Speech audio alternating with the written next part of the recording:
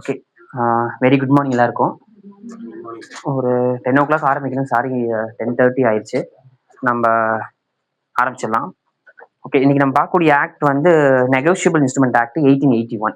இந்த ஆக்ட் நம்ம வந்து பார்க்க போறோம். இந்த ஆக்ட் வந்து எப்போ என்போர்ஸ்மெண்ட் வந்துச்சு அப்படின்னா 9/12/1881.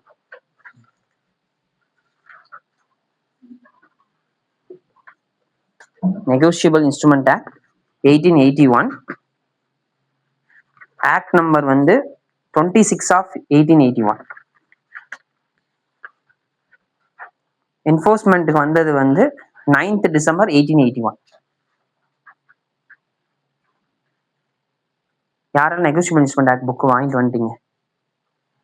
1 2 3 4 5. மற்றவங்களா? ஆஃபீஸில் என்ன நம்ம குரூப்பில் என்ன கிளாஸ் அன்னைக்கு இருக்கோ அந்த புக்கோட வந்துருங்க. புக்கு வாங்கலைன்னா வாங்கிருங்க. ஓகேவா? சரி, ஓகே. இப்போ இந்த நெகோஷியபிள் இன்ஸ்ட்ருமெண்ட் ஆக்ட்ல இந்த நெகோஷியபிள் இன்ஸ்ட்ருமெண்ட்னா என்ன அப்படின்றது செக்ஷன் 13ல வந்து சொல்றாங்க. ஓகேவா? செக்ஷன் 13. இப்போ அதுக்கு முன்னாடி இந்த ஆக்ட் வந்து மொத்தம் சாப்டர் வந்து 17 சாப்டர். இந்த ஆக்ட்ல செக்ஷன் வந்து 148 செக்ஷன்ஸ்.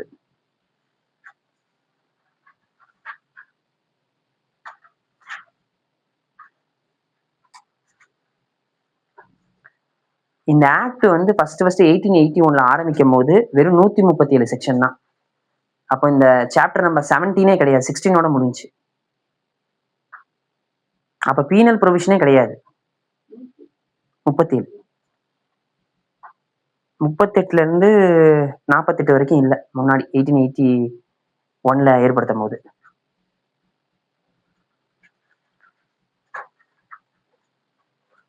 எழுதிட்டீங்களா? இப்ப செக்ஷன் 13ல வந்து நெகோஷியபிள் இன்ஸ்ட்ருமெண்ட்னா என்னன்னு சொல்லும் போது promissory note, bill of exchange, check.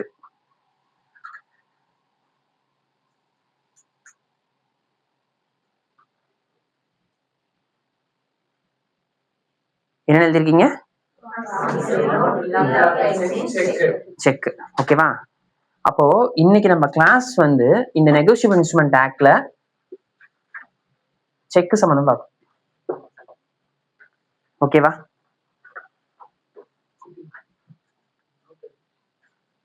ஏன் நம்ம இன்னைக்கு இதோட தேவை இருக்குன்னா, பை பிராக்டிஸும் சரி, இல்லை நீங்க ஜுடிஷியல் எக்ஸாமுக்காக படிக்கணும்னாலும் சரி, இடையில வந்து ஷூமோட்டோ நோட் பண்ணிங்க. Suo motu writ petition, suo motu writ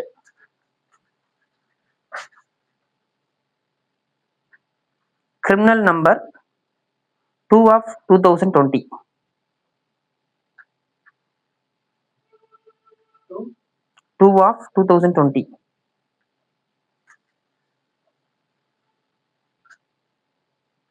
இந்த கேஸ் ரிப்போர்ட் ஜட்ஜ்மெண்ட் நோட் பண்ணிக்கோங்க. 2021 16 SEC supreme court cases, page number 116. Judgement எல்லாமே வேற இங்க எழுதிக்கோங்க. Suo motu writ criminal number 2020 2021 16 SEC page number 116. இந்த கேஸ் நடந்துட்டு இருக்கும்போது அமிக்கஸ் கியூரி வந்து ஒரு ரிப்போர்ட் ஃபைல் பண்றாரு. என்னன்னு சொல்லினா, நாடு முழுக்க 33 லட்சம் வெறும் இந்த 138 கேஸ் மட்டும் பெண்டிங்கா இருக்கு. அது கடந்த 5 மாசத்துல மட்டும் 7 லட்சம் கேஸ் கிட்ட இன்க்ரீஸ் ஆயிருக்கு அப்படின்னு சொல்லி, இது எல்லாமே எங்க நடக்குதுன்னு பாத்தீங்கன்னா மேஜிஸ்ட்ரேட் கோர்ட்ல நடக்குது. இப்ப மேஜிஸ்ட்ரேட் கோர்ட்ல ஆல்ரெடி பாத்தீங்கன்னா ஹர்ட் கேஸ் நடக்குது, அதுக்கப்புறம் இந்த கேஸ் சேர்ந்து நடக்குது. அப்போ ஓவர் பர்டன் வந்து மேஜிஸ்ட்ரேட் கோர்ட்ல நடக்குது. அப்ப இதுக்காக என்ன பண்ணணும் அப்படின்னா ஃபாஸ்ட் ட்ராக் கோர்ட்ஸ் வந்து ஏற்படுத்தணும் அப்படின்றாங்க. இதை பேஸ் பண்ணி தான் தஞ்சாவூர்ல எல்லாம் பாத்தீங்கன்னா வெறும் செக் கேசஸ் மட்டும் நடக்கிறக்கான ஃபாஸ்ட் ட்ராக் என்ஐ ஆக்ட் கோர்ட்னு சொல்லி ஏற்படுத்திட்டாங்க. இப்போ சென்னை இது மாதிரி எல்லாம் ஃபாஸ்ட் ட்ராக் கோர்ட்டே 1 2 3 4 இருக்கு. புரியுதுங்களா இல்லையா? அப்ப ஏன் அந்த தேவை உருவாச்சு அப்படின்னா அவ்வளவு கேசஸ் வந்து நாளுக்கு நாள் வந்து இந்த செக் கேசஸ் பேஸ் பண்ணி அதிகமா இருக்கு. இன்னைக்குமே நம்ம கிரிமினல் கோர்ட்ல பாத்தீங்க அப்படின்னா கிரிமினல் கேசஸ் கம்மியாயிருச்சு, செக் கேசஸ் வந்து இன்க்ரீஸ் ஆயிடுச்சு. புரியுதுங்களா? அப்போ அந்த செக் கேசஸ் வந்து பை ப்ராக்டிஸாவும் நம்ம லேர்ன் பண்ணிக்க வேண்டியது இருக்கு. நாளைக்கு நீங்க மேட்ச் டேட்டா அங்க ஆயிட்டாலும் நீங்க அதை ஹேண்டில் பண்றதுக்கும் நீங்க அதை லேர்ன் பண்ணிக்க வேண்டியதா இருக்கு. அப்போ அந்த இம்பார்ட்டன்ட் பேஸ் பண்ணி தான் இந்த டாபிக் வந்து நம்ம நீங்க சூஸ் பண்ணிருக்கோம். ஓகேவா?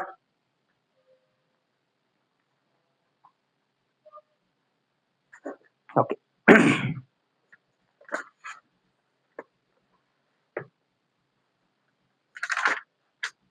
இப்போ இந்த ஆக்ட்ல என்னென்ன அமெண்ட்மெண்ட்ஸ் சொல்லி ஃபர்ஸ்ட் பாத்திரலாம். பார்த்துட்டு நம்ம நேரா சாப்டருக்குள்ள போயிடலாம். ஃபர்ஸ்ட் அமெண்ட்மெண்ட் வந்து 2002ல. இதுக்கு முன்னாடி இருக்கு. நான் மேஜர் அமெண்ட்மெண்ட் சொல்லிடுறேன். அப்படியே உள்ள போயிடுறேன்.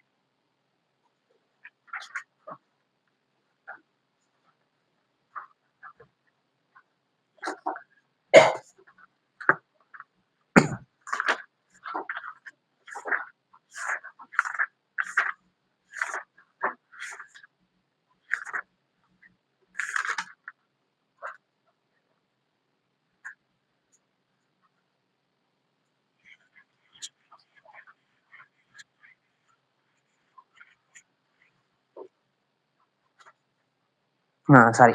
ஃபர்ஸ்ட் வந்து 1888 1988 நான் சொன்னேன்ல அந்த 138ல இருந்து 142 வரைக்கும் அப்பதான் இன்ட்ரோடியூஸே பண்றாங்க பீனல் ப்ரொவிஷன்ஸ். ஆமா ஆமா 138ல இருந்து 142 வரைக்கும்.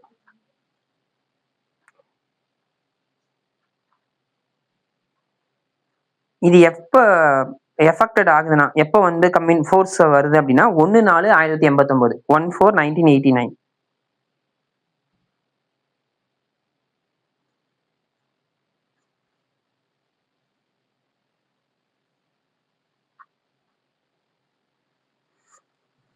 இதுலதான் வந்து உங்களுக்கு பீனல் ப்ரொவிஷனே இந்த ஆக்ட்லயே வருது. அது வரைக்கும் பீனல் ப்ரொவிஷனே கிடையாது. 138 பீனல் ப்ரொவிஷனே இந்த அமெண்ட்மெண்ட்டுக்கு அப்புறம் தான் வருது.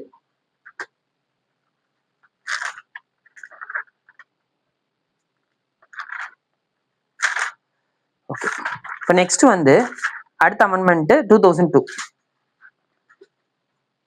அந்த அமெண்ட்மெண்ட் நேம் வந்து negotiable instruments amendment and miscellaneous provisions act 2002.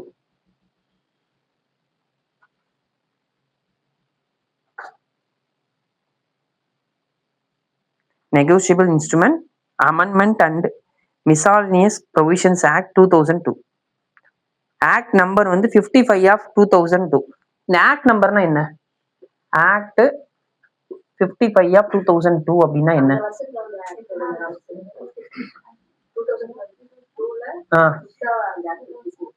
Okay ma'am சொன்னது கிளியர் ஆச்சு உங்களுக்கு? இப்ப அந்த இயர்ல 1 2 3 அப்படின்னு ஆக்ட் ஒவ்வொன்னா கிரியேட் பண்ணிட்டே வருவாங்க. அப்படி வந்து 55 ஆக்ட் வந்து கொண்டு வராங்க. அதுலதான் இந்த அமெண்ட்மெண்ட் ஆக்ட் வருது. ஓகேவா? அதனால ஆக்ட் நம்பர்னு கீழே போட்டாங்கன்னா அந்த அந்த வருஷத்துல வந்து 55வது சட்டம் 56வது சட்டம் அப்படின்னு ஞாபகம் வச்சுக்கோங்க. ஓகேவா?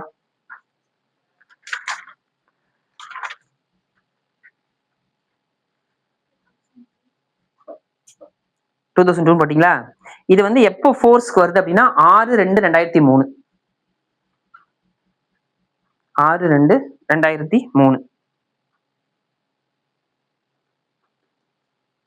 செக்ஷன் 6 வந்து கொண்டு வராங்க இதுல.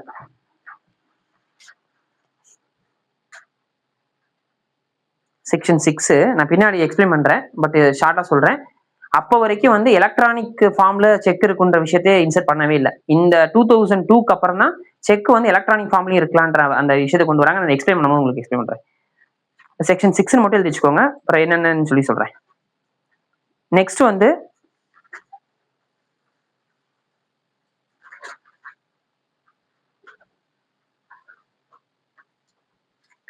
அடுத்து 138ல இந்த செக்ஷன் வந்து 138ல பனிஷ்மெண்ட் வந்து பாத்தீங்கன்னா 1 இயர் இருந்துச்சு. 1 year fine, 1 year punishment or fine or both. இப்போ வந்து அந்த 2002க்கு 2 years punishment or fine or both.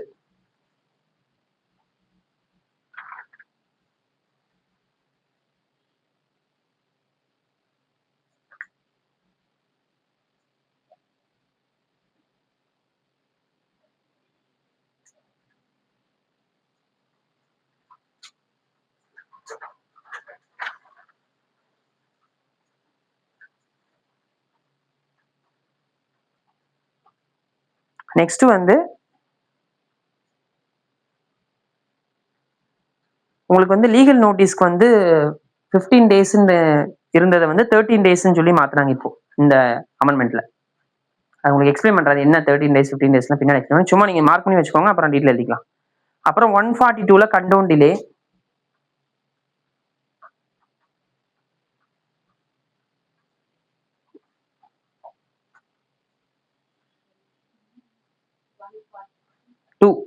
Section 142 delay, condone delay.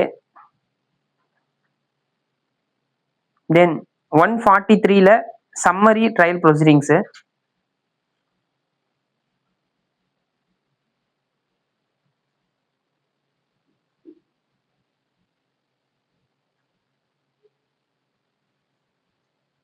தென் 144, 145, 146, 147 இதெல்லாம் நீங்க நோட் பண்ணி மட்டும் பண்ணிச்சுக்கோ, நான் பின்னாடி சொல்றேன்.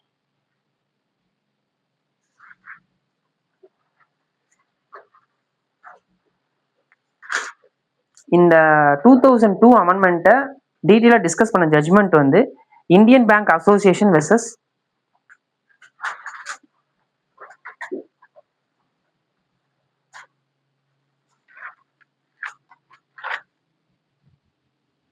Indian Bank Association versus Union of India, 2014, 5 SEC, page number 590.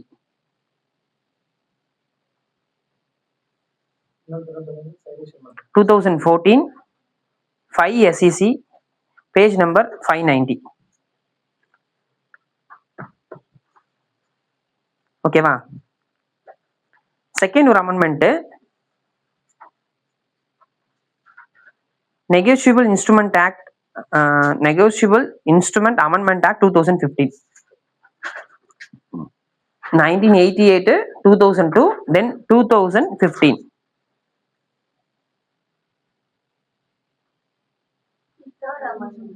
அடுத்த third amendment, negotiable instrument amendment act 2015. ஒவ்வொரு அமெண்ட்மெண்ட் பண்ணும்போது ஒரு அமெண்ட்மெண்ட் ஆக்ட் வந்து கிரியேட் பண்ணுவாங்க, அதை பேஸ் பண்ணி தான் கொண்டு வருவாங்க, அதை ஞாபகம் வச்சுக்கோங்க.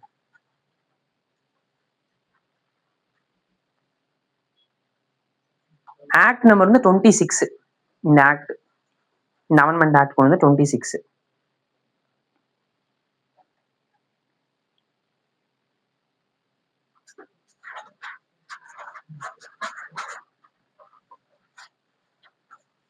செக்ஷன் 6, 142ல சப்செக்ஷன் 2, 142A இதெல்லாம் இந்த அமெண்ட்மெண்ட்ல கொண்டு வந்தது. செக்ஷன் 6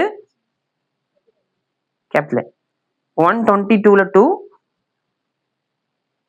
சாரி 140 தானே, 140ல 2, 142A.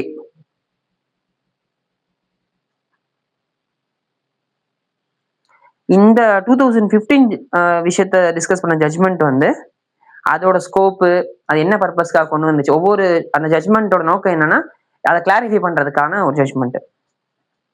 Bridges, BRIDGS, Bridgestone, TORE, BRIDGS TORE, Bridgestone India private limited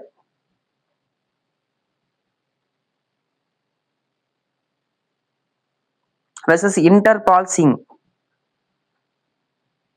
2016,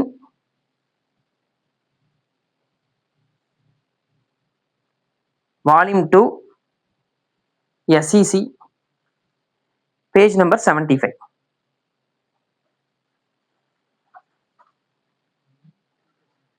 Sixteen 2 SEC, page number 75. ஓகேவா? Next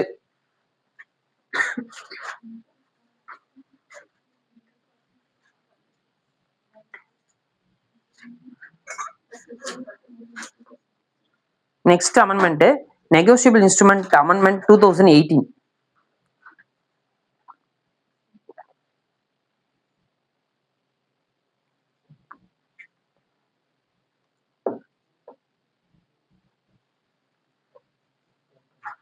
எழுதிட்டீங்களா? Act number 20.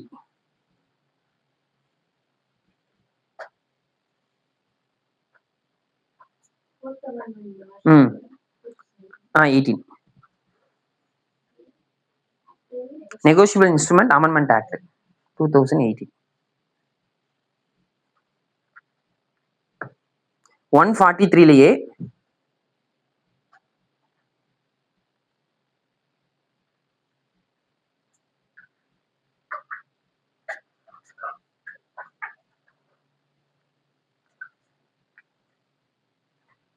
One 143A interim compensation, 148 appeal report. 148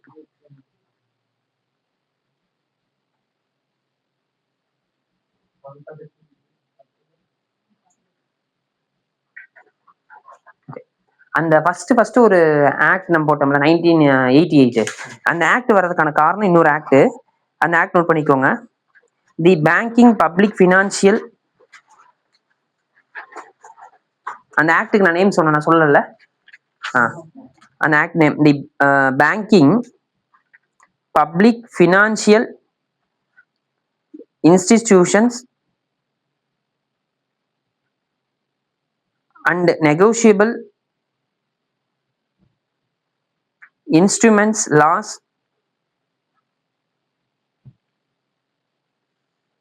amendment act 1988.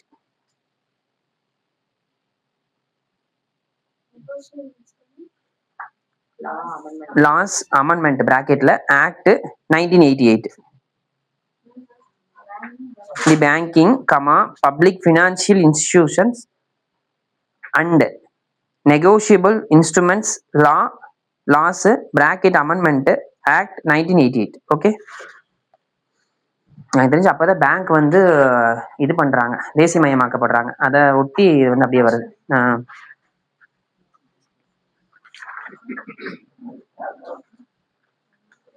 சரி, okay. இது வந்து நம்ம இன்னைக்கு இந்த NI ஆக்டை நான் 2 வகையா பிரிக்கிறேன். ஒண்ணு வந்து கோர்ட்டுக்கு முன்னாடி நடக்கக்கூடிய விஷயங்கள், கோர்ட்டுக்குள்ள போய் நடக்கக்கூடிய விஷயங்கள், கோர்ட்டு ட்ரையலு, அப்புறம் அப்பீல், இப்படி 3ஆ பிரிச்சுக்கலாம். ஓகேவா? இப்ப இந்த கோர்ட்டுக்கு முன்னாடி, கோர்ட்டுக்குள்ள, கோர்ட்டுக்கு அப்புறம் அப்பீல், இந்த 3 ஸ்டேஜுக்கு முன்னாடி நம்ம சில பேசிக்ஸான விஷயம் வந்து நெகோஷியபிள் இன்ஸ்ட்ருமெண்ட் ஆக்ட்ல தெரிஞ்சுக்க வேண்டியது இருக்கு. அந்த விஷயத்த நான் சொல்றேன், அதெல்லாம் நோட் பண்ணிக்கோங்க.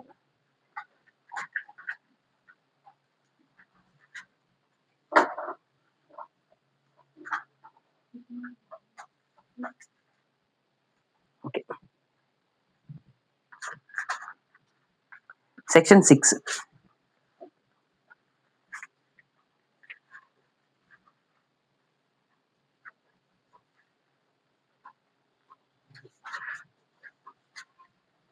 ஓகேவா? செக்ஷன் 6 தான் செக்கை பத்தி வந்து டிஃபைன் பண்றாங்க.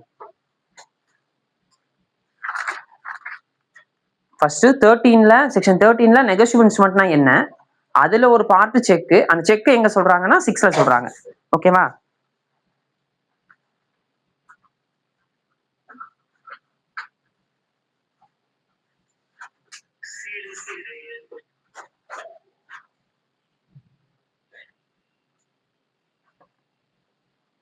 சரி, ஓகே. இப்போ இந்த செக்ஷன் 6ல நம்ம ஸ்பெசிபிக்கா பார்க்கக்கூடிய ஒரு விஷயம் என்ன அப்படின்னா, அங்க என்ன விஷயம் எக்ஸ்பிளைன் பண்றாங்க அப்படின்னா, is a bill of exchange. யாச்சும் ஒருத்தவங்க வாசிங்க அத. ம்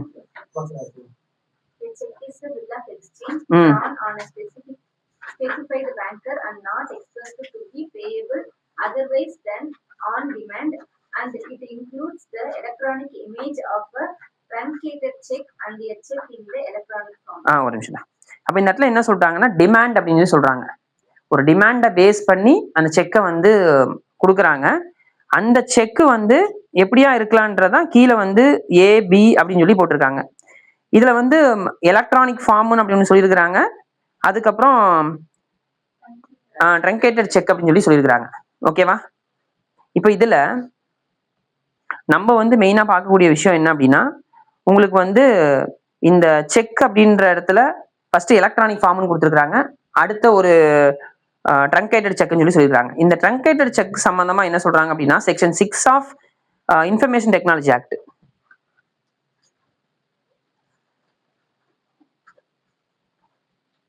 இன்ஃபர்மேஷன் டெக்னாலஜி ஆக்ட் நோட் பண்ணிக்கோங்க. இல்ல செக்ஷன் 6 இல்ல, நீங்க அதை நோட் பண்ணீங்க, நான் சொல்றேன். அதான் என்ன சொல்றேன், செக் சொல்றேன், ட்ரங்கேட் செக் எல்லாம் சொல்றேன். இப்போ நம்ம வந்து பிசிக்கலா எல்லாமே இந்த செக் மாதிரி தான் நம்ம பார்த்திருக்கோம். ஓகேவா? இப்போ இது வந்து டெக்னாலஜி வளர வளர என்ன ஆயிடுச்சு அப்படின்னா, உங்களுக்கு செக் ஃபார்ம் வந்து கையிலே இல்லாம ஆட்டோமேட்டிக்கா வந்து ஆன்லைன்லேயே ஜென்ரேட் ஆகிற மாதிரியான செக்ஸ் எல்லாம் வந்து இப்போ வந்து வந்துருச்சு. அது உங்க அக்கௌண்ட்ல வந்து நீங்க பை வந்து இப்போ மீனா பேரை நான் போட்டு இது பண்றேன் அப்படின்னா அதுக்கேற்ற மாதிரி செக்கே மாறிடும். நீங்க சிக்னேச்சர் கூட எப்படி பண்ணிக்கலாம்னா இ சிக்னேச்சர்னு சொல்லி உங்களுக்குன்னு சொல்லி தனியா கிரியேட் பண்ணி அந்த இ சிக்னேச்சர் வந்து வச்சுக்கலாம். அந்த இ சிக்னேச்சர் ஃபார்ம்லாம் எப்படி இருக்கும்னு நான் சொல்றேன் உங்களுக்கு.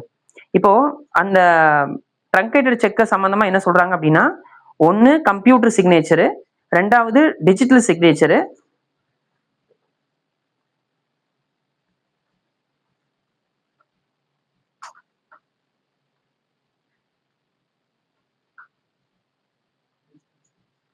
ஓகேங்களா?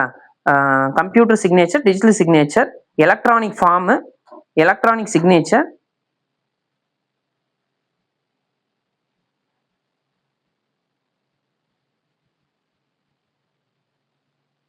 ஓகேங்களா? தென் வந்து அசமெட்ரிக் கிரிப்டோ சிஸ்டம்னு ஒன்று இது, ASYMM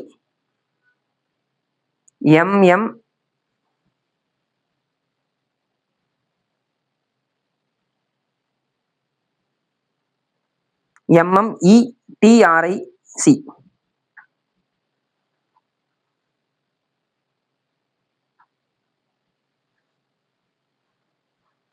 ஓகேவா? இப்போ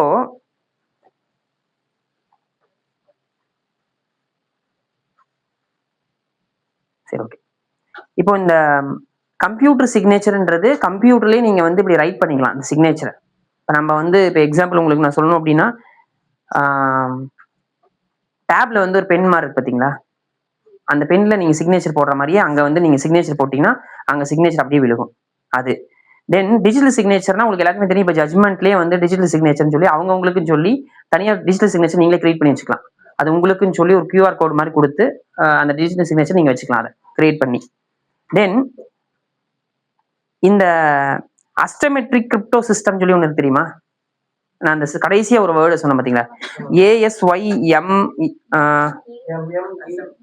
சொல்லி சொன்ன பார்த்தீங்களா? அது என்ன அப்படின்னா ABன்னு சொல்லி 2 சிஸ்டம் வந்து உருவாக்கிக்கலாம். இப்போ எப்படின்னா, ஃபர்ஸ்ட் வந்து A, இது B. ஏல வந்து நீங்க சைன்இன் பண்ணி லாகின் பண்ணி உள்ள போய்க்கலாம்.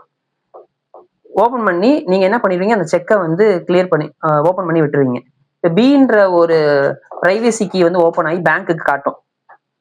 விவேக் வந்து இதன் மூலமா உள்ள வந்திருக்காரு அப்படின்னு சொல்லி காமிக்கும். இப்ப Bல வந்து என்ன ஆகும்னா இந்த பிரைவசி கீயை வந்து ஓபன் பண்ணி பேங்க்காரங்க பாத்துக்கலாம். பேங்க்காரங்க பார்க்கும்போது நீங்க போட்ட அந்த சிக்னேச்சரு மத்தெல்லாம் வெரிஃபையா இருக்கான்னு சொல்லி அவங்களுக்கு தனியா ஒரு இது காட்டும். இது ஃபுல்லாமே இந்த பிரைவசி சம்பந்தமான இது மாதிரி. நீங்க ஒரு லாகின் தனியா ஓபன் பண்ணி அப்ளை பண்ணி கொடுப்பீங்க. அந்த லாகினை B இருக்கக்கூடிய பேங்க் வந்து ஓபன் பண்ணி பாத்துக்குவாங்க. இதான் வந்து அந்த ட்ரங்கேட்டட் செக்ன்ற அந்த பார்த்தோம்ல, அதோட கிளியரன்ஸ் ஃபார்முலா இது. அந்த கிளியர் பண்ணிக்கிறாங்களே, இப்போ என்ன சொல்றாங்கன்னா, இப்படி வச்சுக்கோங்க, இந்த செக் இருக்குன்னு இப்படி இந்த செக்கை வச்சுக்கோங்க. இந்த செக் இருக்கா, இந்த செக்கோட பேங்க்ல நடக்கக்கூடிய ஒரு ப்ராசஸ் இருக்குல்ல, இல்ல ஆமா, இந்த செக்கை பேங்க்ல வந்து எலக்ட்ரானிக் ஃபார்மா வந்து போய் ஒரு சைக்கிள் வந்து ப்ராசஸ் ஆகும். அந்த சைக்கிளோட பேர் தான் அந்த ட்ரங்கேட்டட் செக்னு சொல்றாங்க. அந்த ட்ரங்கேட்டட் செக்கோட ஃபார்முலா தான் இந்த ABன்னு சொல்லி அந்த இது வருது. இது நம்ம வந்து புழக்கத்துக்கு இன்னும் நம்ம அதிகமா யூஸ் பண்ணிக்கல. நம்ம பெரும்பாலும் இதை நம்ம யூஸ் பண்ணிட்டு இருக்கோம். ஆனா இன்னைக்கு டெக்னாலஜி இங்க வந்துருச்சு. இன்னும் நமக்கு நாளைக்கு போக போக ஃபுல்லாமே இப்போ எப்படி கேஷ்லெஸ்ஸா உருவாச்சுல, நாளைக்கு நம்ம போக போக இந்த இது ஆப்ஷனே ஃபுல்லா ஒழிஞ்சிடும். நாளைக்கு எல்லாம் நம்ம கத்துக்க வேண்டியதே இதுதான். நாளைக்கு இனிமேல் நமக்கு ஃபியூச்சர்ல வர வர இந்த A எப்படி ஓபன் பண்ணாங்க, B எப்படி அவங்க ரிசீவ் பண்ணாங்க, இது எப்படி ரிட்டர்ன் போடுறாங்கன்றத நம்ம இனிமேல் இன் ஃபியூச்சர்ல எல்லாம் பார்க்க போறோம்.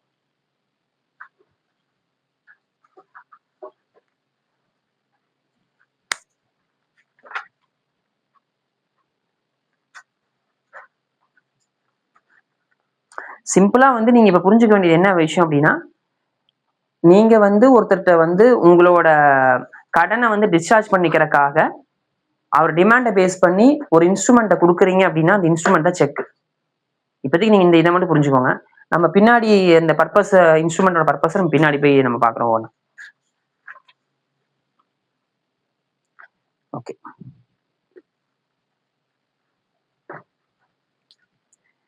இப்போ நம்ம அடுத்த ஒரு முக்கியமானது பார்க்க போறோம். அது என்ன அப்படின்னா செக்ஷன் 7.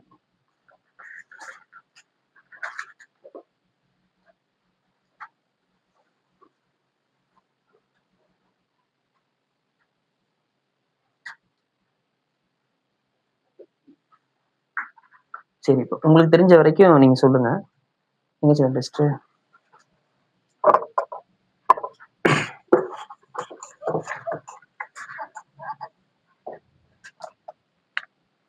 இப்போ Muniz issued a check for 1 lakh to Raghu.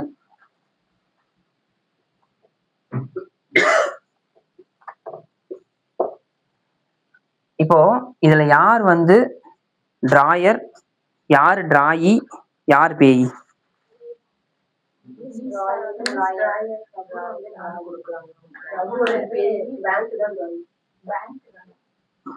ஏதாவது முடியுமாங்க? முனிஸ் வந்து டிராயர், பேங்க் வந்து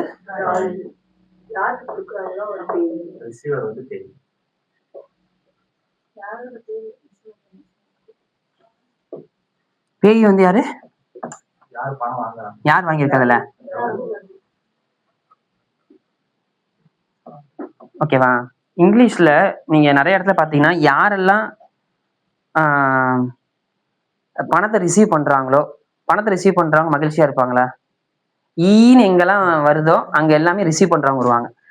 இல்ல ரகு வந்து பேயியா, பேங்க்கும் வந்து அவங்களும் வாங்கிக்கிறாங்களா, இதெல்லாம் இருக்கும். யாரெல்லாம் கொடுத்து கஷ்டப்படுறாங்களோ ஈஆர் முடியும். இதை நீங்க பின்னாடி எல்லாத்துலயும் பாத்தீங்கன்னா, நீங்க கான்ட்ராக்ட் ஆக்ட்லயும் பாத்தீங்கன்னா அதே மாதிரிதான் வரும் எல்லாமே. ஓகேவா? அப்ப உங்களுக்கு கிளியர் ஆயிடுச்சா?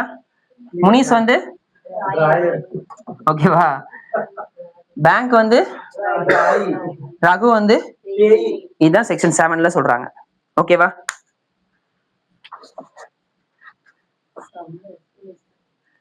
ஓகே, இப்போ நெக்ஸ்ட் செக்ஷன் 8.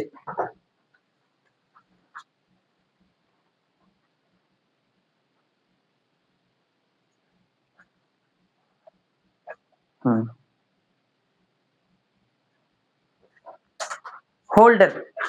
ஓகேவா? ஹோல்டர்னா யாரு?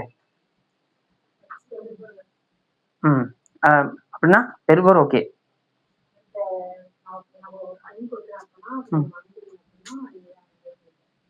ஓகே. இதே செக் வச்சு சொன்னா, செக் வச்சு சொன்னா ஓகே, வெரி குட். அப்ப இந்த இது அப்படியே எடுத்துக்காட்டு எடுத்துக்கோங்க. முனிஸ் வந்து 1 லட்சம் செக் ரகுக்கு எழுதி கொடுக்குறாரு. செக் இப்போ கையை வந்து யார்கிட்ட இருக்கு அப்படின்னா ரகு கிட்ட இருக்கா. அப்போ நம்ம இப்ப பார்க்கும் போது ஹோல்டர் யாருன்னா ரகு. அப்போ இன்ஸ்ட்ருமெண்ட் வந்து யாரு பொசிஷன்ல இருக்கோ அவங்க வந்து ஓகே. இப்போ ஹோல்டர் இன் டியூ கோர்ஸ்னா அடுத்து செக்ஷன் 9.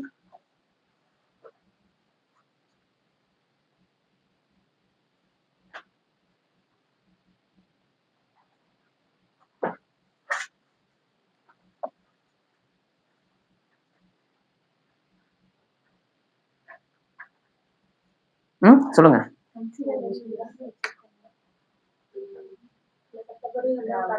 இப்போ ரகு என்ன பண்றான், விவேக் நான் ரொம்ப கஷ்டப்படுறாருன்னு சொல்லிட்டு விவேக்கு கொடுக்குறான்.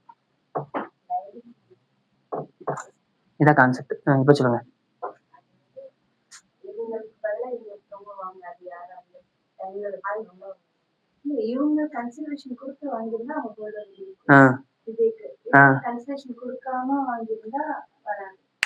ஓகே, செக்ஷன் 9 வாசிங்க.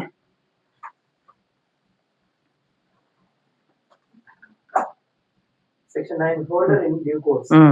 Holder in due course means any person who for consideration became the possessor of a promissory note, bill of exchange or check if payable to the bearer or the payee or endorse thereof if payable to order. ம் before the amount mentioned in it became payable, ம் and without having sufficient cause to be believed that any defect excited existed in the title of the person from whom he derived his title. Okay. அப்போ இந்த செக்ஷன்ல நம்ம கிளியரா சௌமியா சொன்ன மாதிரி அதுல ஒரு கன்சல்டேஷன் இருக்கணும். ஓகேவா? பிளஸ் பண்ணிக்கோங்க. கன்சல்டேஷன் பிளஸ் அது மெச்சூரிட்டிக்கு முன்னாடியே கொடுத்துருக்கணும். பிஃபோர் மெச்சூரிட்டி பிளஸ் போட்டுக்கோங்க.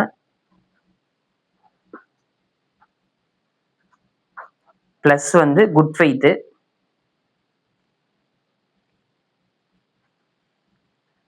விவேக் வந்து ரகு வந்து ஒரு கன்சல்டேஷனுக்காக விவேக் வந்து கொடுத்துருக்கான் அந்த விஷயத்த. குட் ஃபெய்த்தோட கொடுத்துருக்கான். அது நல்லபடியா இருக்குன்ற அடிப்படையில கொடுத்துருக்கான். ஓகேவா? அப்போ இதை ரிசீவ் பண்ணிக்கக்கூடிய அவன் வந்து ஹோல்டர் இன் டியூ கோர்ஸ். ஓகேவா? அப்ப அந்த ஹோல்டர் இன் டியூ கோர்ஸ்ல என்னென்ன இருக்கணும்? கன்சிடரேஷன் இருக்கணும், பிஃபோர் மெச்சூரிட்டி இருக்கணும், குட் ஃபெய்த் இருக்கணும், நோ டிஃபெக்ஷன் இருக்கணும். அது எதுவுமே அதுல எந்த ஒரு பிரச்சனையும் இல்லைன்னு விவேக் நம்பி இருக்கிற அளவுக்கு ரகுபதியோட நடவடிக்கை இருந்திருக்கணும். அதுல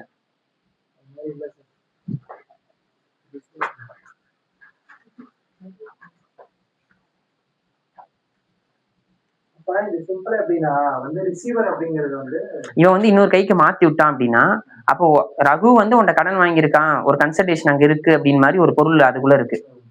புரியுதா? அப்போ இவன் கையில மட்டும் இருந்துச்சுன்னா ஹோல்டர் ஆயிடுவான். இதே அவன் கையில இருந்து இன்னொரு கைக்கு தேர்ட் பார்ட்டிக்கு மாறிச்சோம்னா ஹோல்டர் இன் டியூ கோர்ஸா மாறிடுவாங்க. ஆமா, கடைசியா. ஆனா உனக்கும் இவனுக்கு ஒரு கன்சல்டேஷன் வந்து இருக்கணும், அந்த விஷயம் வரணும்.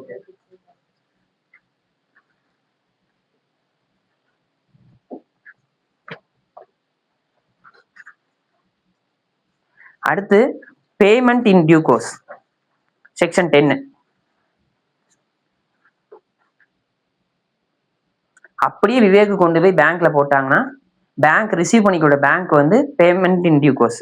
அவ்வளவுதான் மேட்டர். இது அப்படியே புரிஞ்சுக்கோங்க. விவேக் வந்து ஒரு குட் ஃபெய்த் மூலமா கொடுத்துருக்கான். ஓகேவா?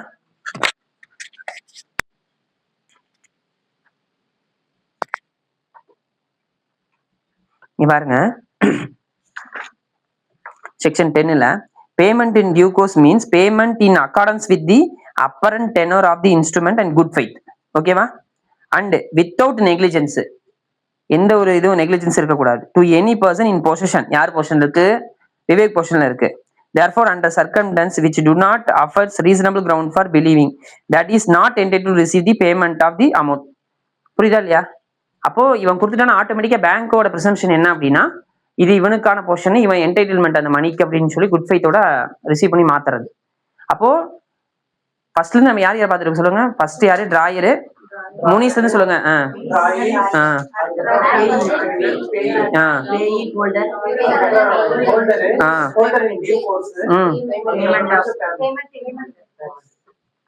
Okay okay. நெக்ஸ்ட் ரொம்ப முக்கியமானது அடுத்து என்டாஸ்மெண்ட்.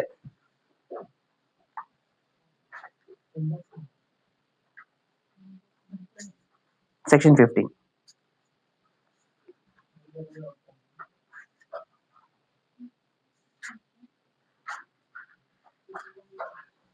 என்டாஸ்மெண்ட் என்ன கேள்விப்பட்டிருக்கீங்களா ஏதாச்சும்? அது அப்படின்னா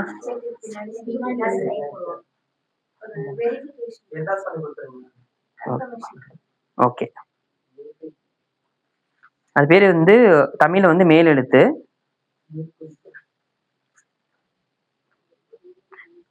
இப்போ இங்க வந்து என்டாசர் என்டாசின்னு இருக்கு. இப்போ யார் என்டாசர், யார் என்டாசி?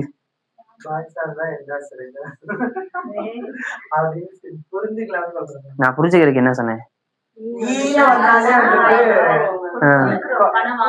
யார் வாங்குறாங்களோ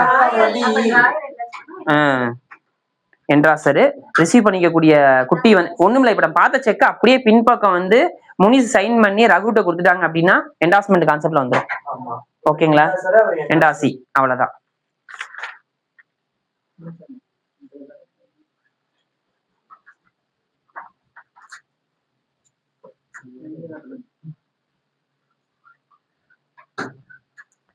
ஓகே. நெக்ஸ்ட் வந்து இதே 16லயே பாத்தீங்க அப்படின்னா என்டாஸ்மெண்ட் இன் பிளாங்க், என்டாஸ்மெண்ட் இன் ஃபுல்னு இருக்கு. இப்ப நம்ம என்டாஸ்மெண்ட் என்னன்னு பார்த்தோம், அந்த என்டாஸ்மெண்ட்லயே பிளாங்க் ஃபுல்லுன்னு சொல்லி இருக்கு. வெறும் சிக்னேச்சர் மட்டும் போட்டா பிளாங்க், ஃபுல் அப்படின்றது சிக்னேச்சர் போட்டு பேயபிள் ஆர் போட்டு ஆர்டர் அப்படின்னு சொல்லி போட்டாங்க அப்படின்னா, ஆர்டர் போட்டு வித் சிக்னேச்சர் போட்டாங்க அப்படின்னா அது வந்து ஃபுல். ஓகேவா? சிம்பிளா பின்னாடி செக்குக்கு பின்னாடி பேயபிள்னு போட்டு ஓஆர் ஆர்னு போட்டு அதுக்கப்புறம் ஆர்டர் வித் இப்படி எழுதிப்பாங்க, ஆர்டர் வித் சிக்னேச்சர். இது போட்டாங்கன்னா ஃபுல்லு. அப்படின்னா மென்ஷன் பண்ணி இவருக்கு அப்படின்றதுக்காக, அந்த கான்செப்டுக்காக.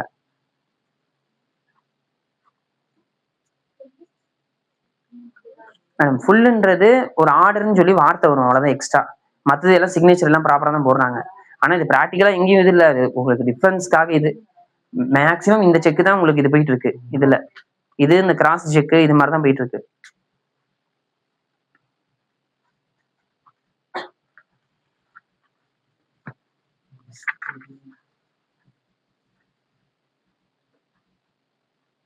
இப்போ விவேக் வந்து ஒரு செக் வந்து எழுதி கொடுத்துட்டான், சரிங்களா? மேல வந்து 18,000 போட்டான், 18,000 போட்டான். கீழே வந்து இங்கிலீஷ் எழுதும் போது 8,000 சொல்லி போட்டான். இப்போ மேல 18,000 செக் தரணுமா, கீழே 8,000 செக் தரணுமா? ஓகேவா? அப்படின்னு எங்க சொல்லுதுன்னா செக்ஷன் 18ல. கீழே வேர்ட்ஸ்ல என்ன எழுதி இருக்கோ அதான். நம்மளால இன்னொன்னு 10,000 போட்டு பக்கத்துல வந்து 2 0 சேர்த்து விட்டுருவாங்க. பாருங்க கீழே அவர் தப்பா எழுதிட்டாருன்னு. அப்ப அதை இது பண்றதுக்கு தான் என்ன பண்றாங்க அப்படின்னா, வேர்ட்ஸ்ல என்ன எழுதி இருக்கோ அதான் ஃபைனல். செக்ஷன் 18ல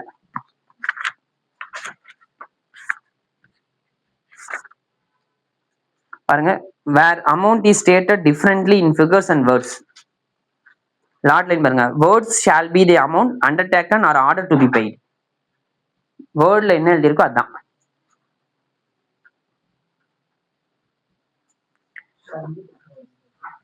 சரி, ஓகே. அடுத்து சாப்டர் 3 கெப்பாசிட்டி டு மேக். இந்த செக்கை யார் வந்து டிரா பண்றதுக்கான கெப்பாசிட்டி யாருக்கு அப்படின்னு சொல்லி பார்க்கலாம். ஓகேவா? செக்ஷன் 26. செக்ஷன் 26 இதுல ஒரே ஃபர்ஸ்ட் லைனே பாருங்க, every person capable of contracting.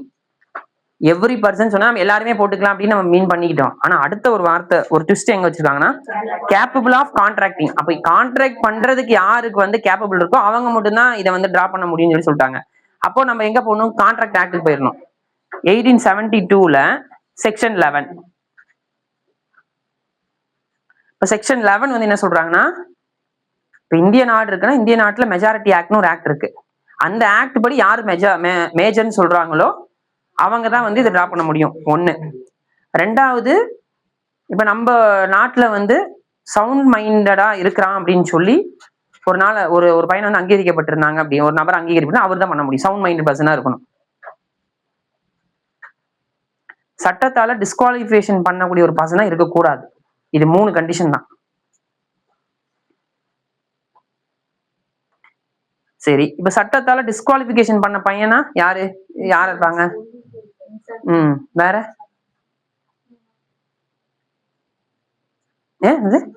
உள்நாட்டா? நீ இந்த வார்த்தையில இப்ப எடுத்துட்டாங்க எல்லாமே. வேற அப்படியே சவுண்ட் மைனஸ் அப்படியே ஆப்போசிட்டா அன்சவுண்ட் மைண்ட். எனிமீஸ். வேற மைனர் பின்னாடி கீழே இருக்கு. அடுத்து வெரி குட், கன்விக்ட் பர்சன் எழுதிக்கும். நல்ல எடுத்துக்காட்டு. அவங்கள கான்ட்ராக்டே போட முடியாது.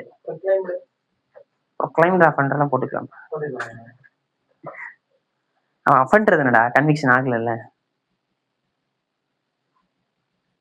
ஏலிங் எனிமி, கன்விக்ட் பர்சன், இது எல்லாமே ஓகேவா? சரி, இப்ப மேஜருக்கு உள்ளே கொடுத்துட்டாங்க. மேஜர் பண்ணிக்கலாம், அவரு செக்லாம் டிரா பண்ணிக்கலாம். பண்ணிக்கலாம், எல்லாரும் பண்ணிக்கலாம், நம்ம கேஸ் போட முடியாது. அதான் அங்க சொல்லிட்டாங்க, ஒரே வார்த்தை சொல்லிட்டாங்க, மைனர்னு போட்டு கீழே பாருங்க, எக்ஸப்ட் himself போட்டாங்க. a minor may draw, endorse, deliver and negotiate such instrument so as bind all parties. எல்லாத்தையுமே பைண்ட் பண்ணும், எக்ஸப்ட் himself-ன்ட்டான். நீ என்ன வேணா எழுதி அவன்கிட்ட இருந்து வாங்கிக்கோ, செக் கேஸ் எல்லாம் போட்டுக்கோ, ஆனா அதை அவனை பைண்ட் பண்ணாதுன்ட்டாங்க. புரியுதுங்களா இல்லையா? அதனால மேக்ஸிமம் நம்ம வந்து தவிர்த்துக்கிறது நல்லது. அதுக்கப்புறம் 27 வந்து ஏஜென்சி, 28 வந்து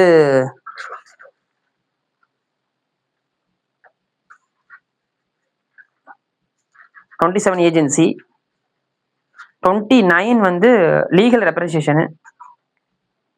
ரெப்ரசன்டேட்டிவ், அவங்க சிக்னேச்சர் பண்ற எந்த அளவுக்கு லயபிள் அப்படின்னு மாதிரி வருது. அது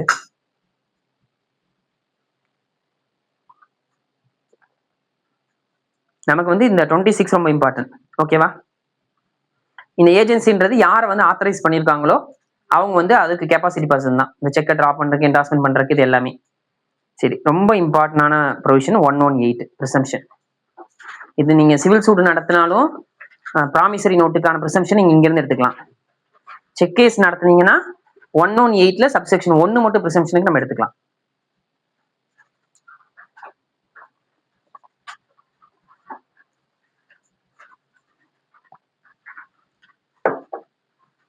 ஓகே, 118 ஃபர்ஸ்ட் லைன் மட்டும் வாசி.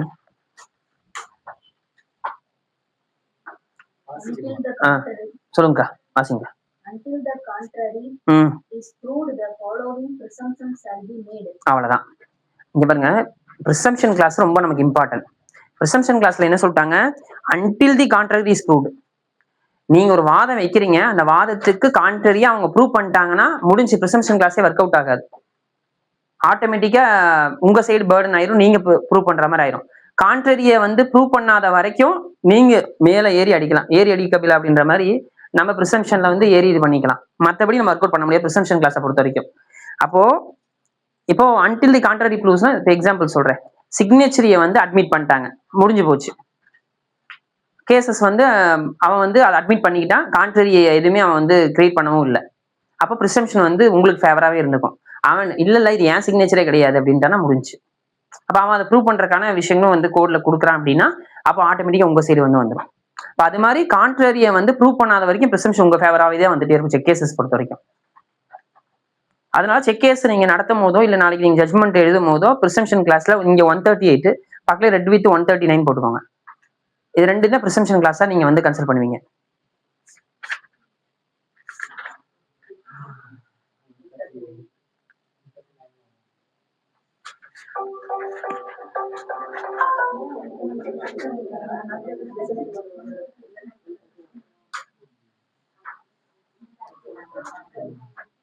சரி, ஓகே.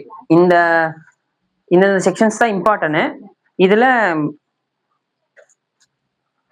உங்களுக்கான ஹோம்ஒர்க் வந்து சாப்டர் 14 கிராஸ் செக் 123 130 வரைக்கும்.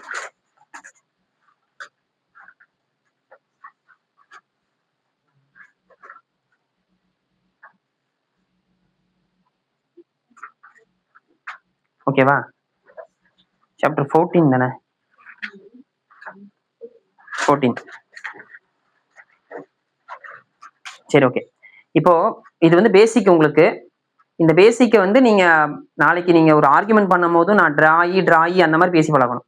நான் பேயி டி ஹோல்டர் இன் டியூ கோர்ஸ் அப்படின்னு சொல்லி அந்த வார்த்தையெல்லாம் போட்டு பேசணும். இது அவர் வந்து கொடுத்தாரு, இவர் வாங்கினார் அப்படி மாதிரி பேசக்கூடாது. I am the drawee in the case your honour அப்படி மாதிரி அப்படி வார்த்தைகளை போட்டு பேசுனீங்க அப்படின்னா தான் அந்த டேர்முக்குள்ள நம்ம பழக முடியும். ஓகேவா?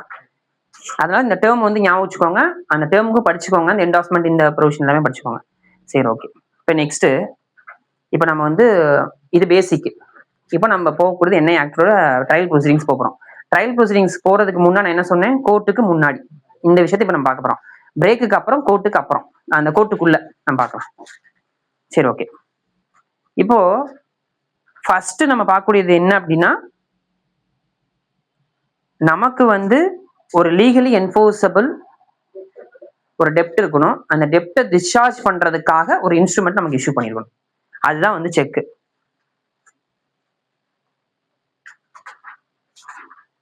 இந்த செக்கு வந்து வேலிடிட்டி என்ன? இந்த செக்கோட வேலிடிட்டி என்ன? 3 இயர்ஸா? 3 months. எங்க சொல்லுது?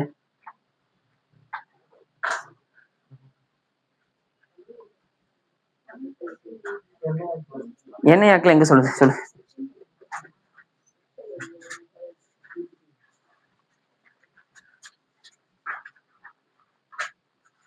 ஏ வாசிங்க. ப்ரொவைடர் கிளாஸ்ல ஏ 138 ப்ரொவைடர்ல ஏ வாசிங்க.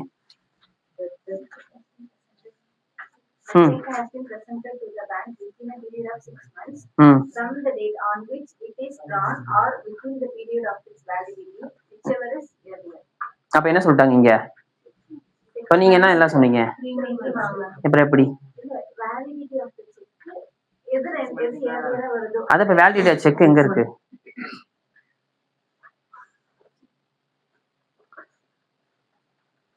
சொல்லு, சிரிக்கா சொல்லு. என்னன்னா அதாவது செக் இப்ப நீங்க என்ன சொல்றீங்க? செக் உங்களுக்கு கொடுத்துட்டாங்கப்பா, டேட்டா போட்டு கொடுத்தாங்க. எத்தனை மாசத்துக்குள்ள கொடுக்கணும்? எத்தனை மாசம் வரைக்கும் வேலிடிட்டி? எப்படி சொல்றீங்க? போட்டதுல இருந்து அப்படியே நான் தான் கேக்குறேன். அப்படின்னு எங்க சொல்லிருக்கு? நான் கேக்குறேன் ஜட்ஜா இருந்துட்டு. எங்க போட்டிருக்கு அப்படி? 3 months தான். அத எங்க எங்க சொல்லிருக்கான்னு கேக்குறேன். அக்கா புக்க வாங்கிருங்க. Okay, very good.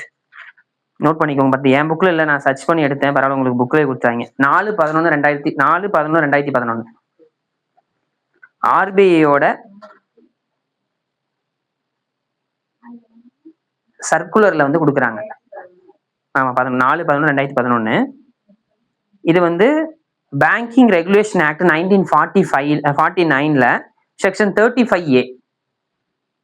Banking regulation act 1949 section 35A. Bank act 1949 35A. அவங்களுக்கு ஒரு பவர் இருக்கு. என்னன்னா இந்த மாதிரி ரெகுலேஷன் பண்றதுக்கான ப்ரொவிஷன். அதுல வந்து ஆர்பிஐ இங்க பாருங்க, RBI ஸ்லாஷ் ஓகேவா 2011 -12/251 இதான் வந்து அந்த சர்க்குலர். இத பேஸ் பண்ணி என்ன இத வந்து எப்ப எஃபெக்டிவ் வருது அப்படின்னா 1/4/2012. ஓகேவா? இதுல இருந்து என்ன பண்ணிட்டாங்கன்னா 3 months தான் செக்கோட வேலிடிட்டி அப்படின்னு சொல்லி டிக்ளேர் பண்ணிட்டாங்க.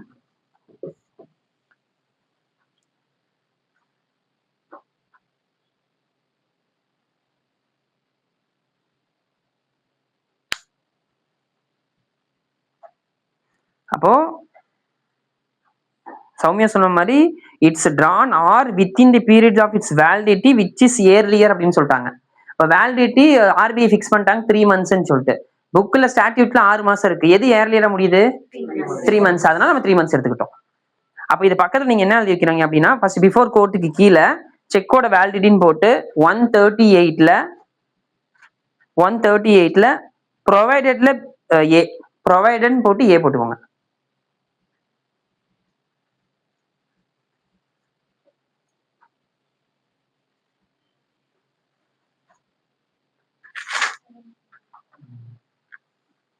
சரி, ஓகே. இப்போ செக் வந்து நமக்கு கிடைச்சிருச்சு. ஓகேவா? கிடைச்சி இப்போ உங்க கையில வந்து கொடுத்துட்டாங்க. இப்போ நீங்க எங்க கலெக்ஷன் போடணும்? எப்படி நான் போயிட்டு இப்போ இந்த கீழே இந்தியன் பேங்க் இருக்குல்ல, போட்டுக்கலாமா? அந்த பிரான்ச் எந்த பிரான்ச்ல கொடுத்துருக்காங்க? எந்த பிரான்ச்னா இப்போ இந்த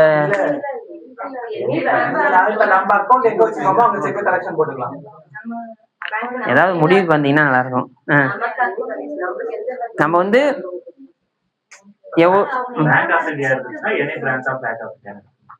இன்னும் விவேக் கொஞ்சம் கிட்ட வந்தா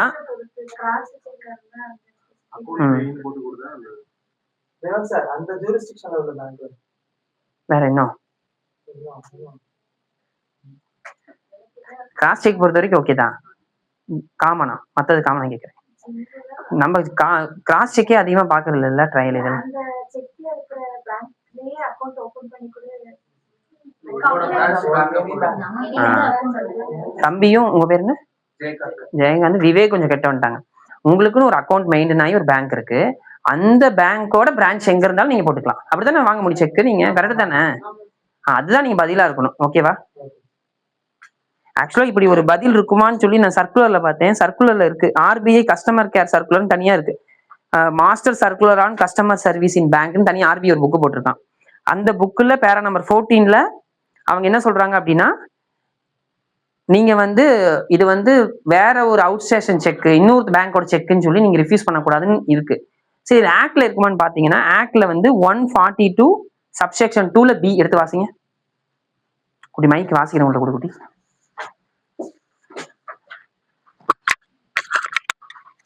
Complaint is made. தம்பி வாசி. மேடம் நீங்க வாசிங்க. மேடம் கூட. Such complaint is made within 1 month of the date on which the cause of action arises under class madam madam தப்பா இது நான் சொல்றேன். 142 இல்ல வேற செக்ஷன் 2ல கிளாஸ் அதான் வாசிக்கிறீங்க. ஆமா சார். 2ல மேடம் தான் நான் சொன்ன பதில். நான் தப்பா படிச்சு நினைச்சிட்டேன். பாருங்க மேடம் வாசிங்க. 2Bல வாசிங்க. ஒரு நிமிஷம் சார். 2ல என்னோட கிளாஸ்ல இல்ல. இல்ல இல்ல இதுல இல்ல. சரி அக்கா வந்து அந்த அக்கா யாரோ சர்க்குலர்ல இருந்துச்சு, அந்த புக் வாசிங்க. If the check is presented for payment by the payee or holder in due course, otherwise throw on account the branch of the drawee bank where the drawer maintains the account is situated. வந்துருச்சா? அப்போ நமக்கு பாருங்க, legal time பாருங்க. உங்களோட account, maintain the account, branch, இதெல்லாம் code word. ஓகேவா? விவேக் சொன்ன மாதிரி அவனோட account, maintain the account through the branch of the drawee bank. ஓகேவா? இப்ப டிராயி வந்து அதுல யார்? ரகுபதியோட பேங்க். அது மெயின்டைன் பண்ணிட்டு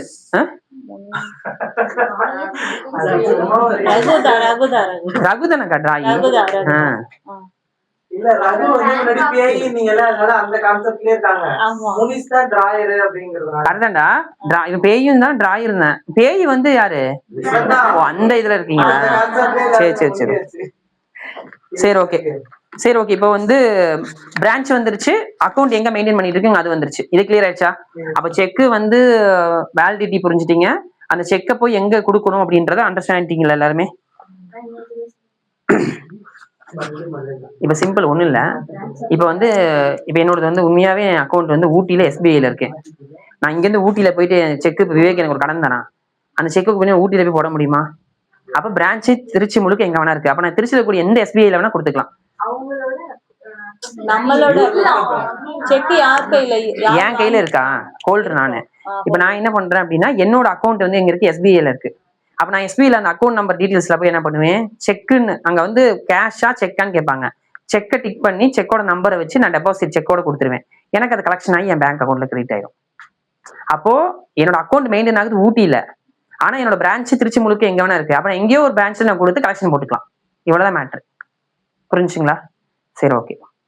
இது வந்து சப்ஜெக்ட் இல்ல, பட் தெரிஞ்ச பிராக்டிஸ்க்காக நான் சொல்றேன்.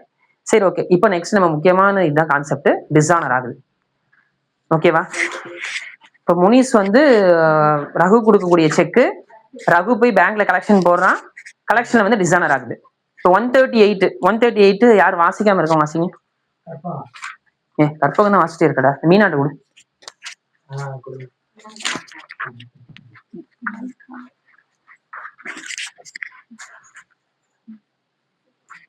Dishonor of check for insufficiency extra of funds in the amount. நீங்க இப்போ சொல்றதுல தூக்கம் யாருக்கும் வரக்கூடாது, அந்த மாதிரி வாசிங்க. Dishonor of check for insufficiency extra of funds in the account. Where any check drawn by a person on an account maintained by him with a banker for payment of any amount of money to another person from out of that account for the discharge in whole or in part. ஒரே நிமிஷம் பாருங்க. அப்போ இந்த check கொடுக்கறதுன்றது அவங்களோட டெப்ட் discharge பண்றதுக்கான பார்ட்டோ hollow, ஒரு பகுதியாகவோ இல்ல முழுமையாக ஒப்படைக்கிறதுக்காக ஒரு செக் கொடுக்குறாங்க. of any debt or other liability is returned by the bank unpaid, either because of the amount of money standing to the credit of that account is insufficient to honor the check, or that அந்த இடத்துல insufficient இருக்கு பாருங்க, அதை underline பண்ணிக்கோங்க. அடுத்து of money standing to the credit of that account is insufficient to honor the check, or that it exceeds the amount. நீ பாருங்க, இப்போ முன்னாடி பாருங்க இன்சஃபிஷியன்ட்னு அண்டர்லைன் பண்ணிக்கோங்க, பின்னாடி வந்து எக்ஸீடுன்றத அண்டர்லைன் பண்ணிக்கோங்க. எக்ஸீடு டு தி அமௌண்ட் அப்படின்னு பாட்டிக்கோங்க. இப்போ நீங்க இப்போ சரி ஒரு செக்கை போடுறீங்க, செக்கு வந்து டிசானர்னா என்னன்னா திரும்ப அனுப்பிடுறாங்க. எதுக்காக திரும்ப அனுப்புறாங்க?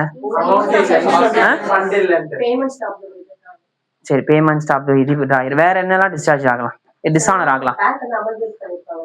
இருங்க, ஒவ்வொருத்தரும் ஒரு பாயிண்ட் சொல்லிட்டோம். ஒவ்வொருத்தரும் ஒரு பாயிண்ட் சொல்லுங்க. கரெக்டா ஒவ்வொருத்தரும் ஒரு டிசானர் சொல்லணும். எனக்கு தெரிஞ்சு சுப்ரீம் கோர்ட் ஜட்மெண்ட் படி 40 வகையை ரிட்டர்ன் போடலான்னு இருக்காங்க. இங்க இருக்க 18 பேர் தான். ஆளுக்கு ஒரு ரிட்டர்ன் சொல்லுங்க. அக்கவுண்ட் க்ளோஸ் ஆனா ரிட்டர்ன். டக்குன்னு சொல்லிட்டேன். ஒண்ணு முடிஞ்சு இன்சஃபிஷியன்ட் அங்க ஆல்ரெடி இருக்கு. புதுசா சொன்ன அக்கா வந்து ஸ்டாப் அக்கவுண்ட் சொன்னீங்க, நீங்க என்ன சொன்னீங்க? அக்கவுண்ட் க்ளோஸ் ஆயிடுது. அக்கவுண்ட் க்ளோஸ் ரெண்டாச்சு. எழுதிக்கோங்க, அப்படியே எழுதிக்கோங்க என்னென்ன டிசானர்ன்ட்டு. அடுத்து நீங்க சொல்ற வச்சு நானே கண்டுபிடிக்க போறேன் இப்பெல்லாம் டிசானர் இருக்கான்னு. அடுத்து குட்டி சொல்லுங்க டக்கு டக்குன்னு சொல்லிட்டு ஈஸியான சொல்லிட்டீங்கன்னா தெரிஞ்சு சொன்னா முடிஞ்சு.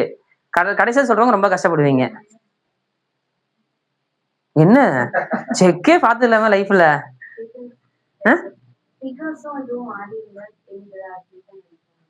Very good.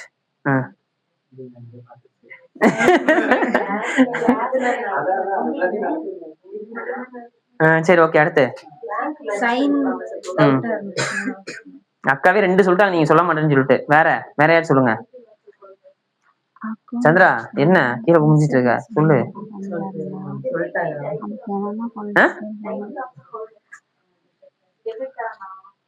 ஓகே, நீங்க வந்து இந்த டெக்னிக்கல் பாயிண்ட்லயே இப்ப நான் வந்து சொல்லணும் எல்லா பாயிண்ட்லயும்.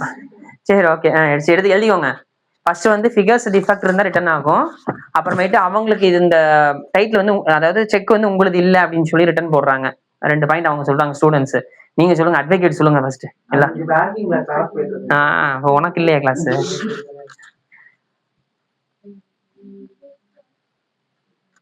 உங்களுக்கு வந்ததெல்லாம் இன்சஃபிஷியன்ட், எக்ஸீடிங் அரேஞ்ச்மெண்ட், இது மட்டும் தான் வந்திருக்கா, வேற எதுவுமே வந்தது இல்லையா செக்கு?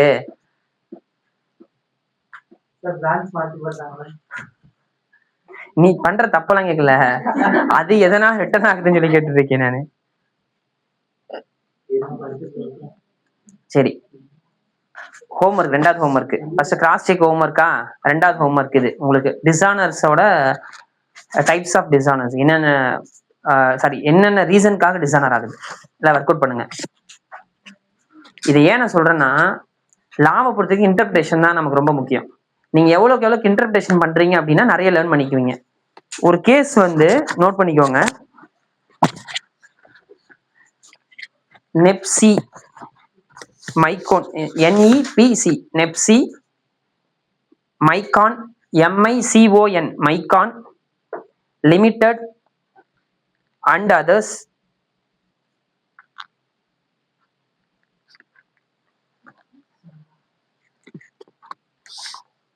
versus Magma Laser Limited. MAGMA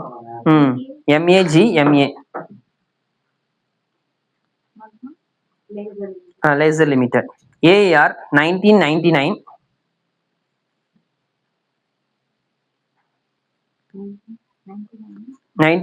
SC page number 1952.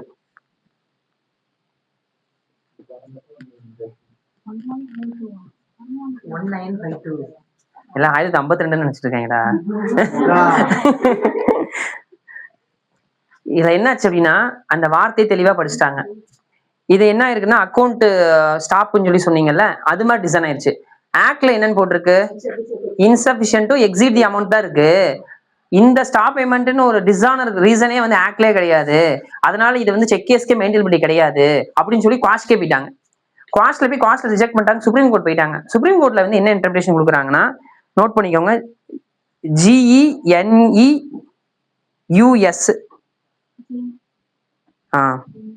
Genus, GENEUS.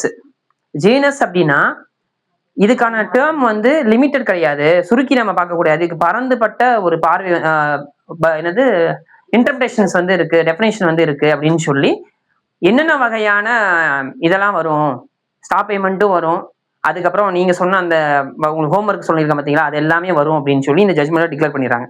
அதனால இந்த 2 ரீசன் மட்டும்தான் ரீசன் சொல்லி கிடையாது. அதை நீங்க வந்து குறுகிய ஒரு இதுக்குள்ள அடைக்கிடக்கூடாது, அதுக்கு மேலேயும் சொல்லி இருக்குன்னு சொல்லி இந்த ஜட்மெண்ட்ல டிக்ளேர் பண்ணிடுறாங்க.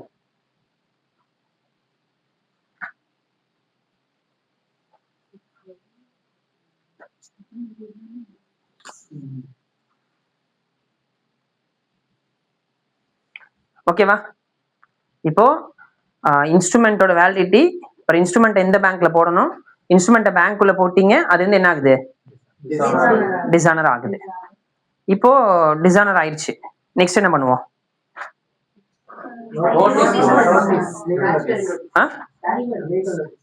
ஸ்டாச்சுவரி நோட்டீஸ் கரெக்டான வார்த்தை. இப்போ இதுக்கு முன்னாடி ஒரு விஷயம் நம்ம பார்க்கணும், என்ன அப்படின்னா இப்போ உங்களுக்கு டிசானர் ஆச்சுன்னா எப்படி டிசானர் ஆச்சு தெரிஞ்சுக்குவீங்க? Return memo. அந்த ரிட்டன் மெமோ வந்து அதான் டிசானருக்கான ப்ரூஃப்னு சொல்லி செக்ஷன் 146 சொல்லுது. நோட் பண்ணிக்கோங்க. 146 யாராச்சும் வாசிங்க. வாசிக்காதவங்க வாசிங்க.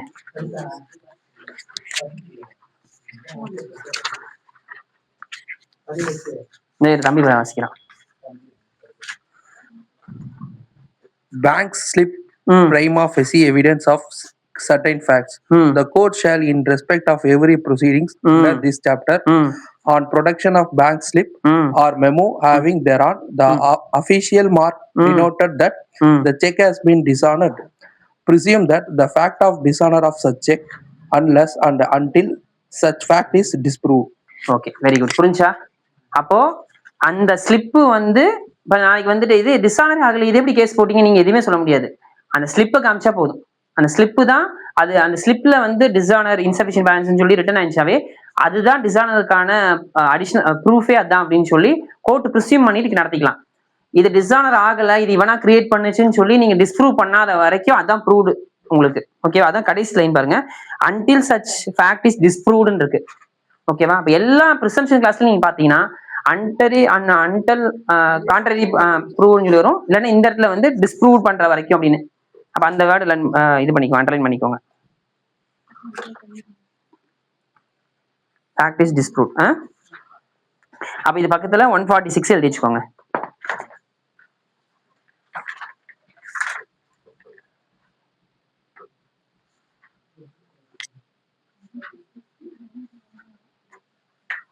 சரி, இப்போ செக்கு ரிட்டர்ன் ஆயிடுச்சு, வச்சிருக்கீங்க. சரி, நம்ம என்ன பண்ணுவோம், சரி திருப்பி ஒரு டைம் போட்டு பார்ப்போமே. அப்ப போட்டு பார்த்து திருப்பி ரிட்டர்ன் ஆகுது. அப்ப அந்த ரிட்டர்னை பேஸ் பண்ணி நம்ம வந்து செகண்ட் ரிட்டர்னை பேஸ் பண்ணி நம்ம வந்து ஸ்டாச்சுவரி நோட்டீஸ் அனுப்ப முடியுமா, செக் கேஸ் ஃபைல் பண்ண முடியுமா அப்படின்னு ஒரு கொஸ்டின் இருக்கு. ஏன்னா ஏற்கனவே அது ரிட்டர்ன் ஆயிடுச்சுல, திருப்பி அப்ப எந்த ரிட்டர்னை பேஸ் பண்ணி போடுறது அப்படின்னு மாதிரி ஒரு சந்தேகம், குழப்பம், நிறைய பேர் அதையே சேலஞ்ச் பண்ணிட்டு இருந்தாங்க.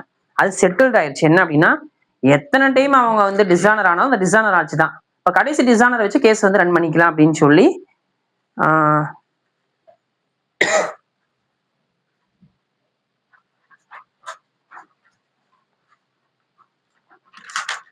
MSS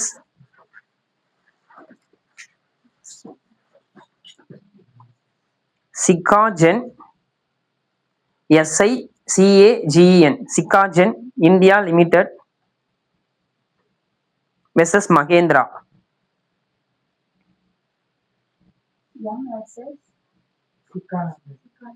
சிகாஜென்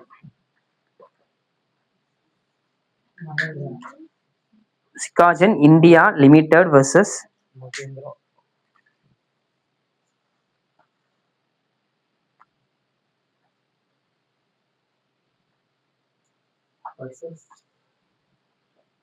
மகேந்திராடா. நோட் பண்ணீங்களா? 2019 4 SEC பேஜ் நம்பர் 271.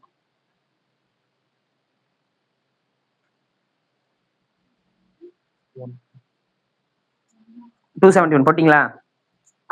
இந்த ஜட்ஜ்மெண்ட்ல ஃபர்ஸ்ட் ஒரு இன்ஸ்ட்ருமெண்ட் போய் டிசானர் ஆகுது. அந்த டிசானருக்கு அப்புறம் லீகல் நோட்டீஸ் அனுப்புறாங்க. அந்த லீகல் நோட்டீஸ்க்கான டைம் முடிச்சதுக்கு அப்புறம் திருப்பியும் செக்கை வந்து கலெக்ஷன் போடுறாங்க, டிசானர் ஆகுது. அதை பேஸ் பண்ணி திருப்பி லீகல் நோட்டீஸ் அனுப்புறாங்க.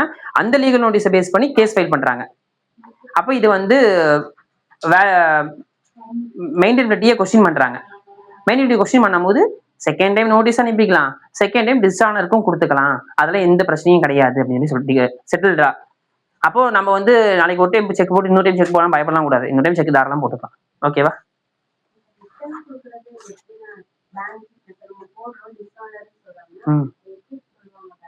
அது ஸ்லிப் தருவாங்க. அந்த 146ல பார்த்தோம்ல, இது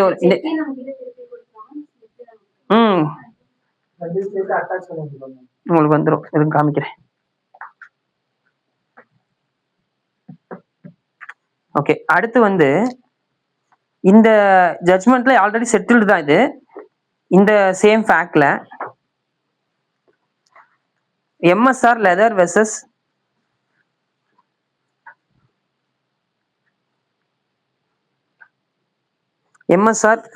MSR leathers versus Palaniappan and other.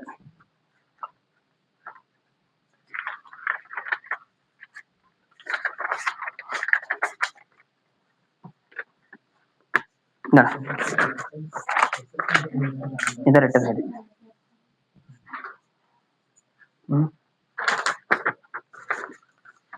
இதான் 146. இந்த ஸ்லிப் வந்து ரிசீவ் வந்து இது இந்த செக் பார்க்கறத பாத்துக்கோ. குட்டியே உங்களுக்கு தத்ரூபமா ஒரு செக் வரைஞ்சிருக்கான். இருந்தாலும் உங்களுக்கு சந்தேகம் பார்த்துரு.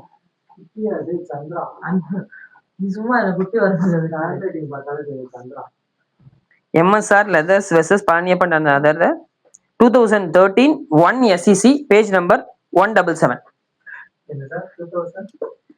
13 1 SEC page number 177.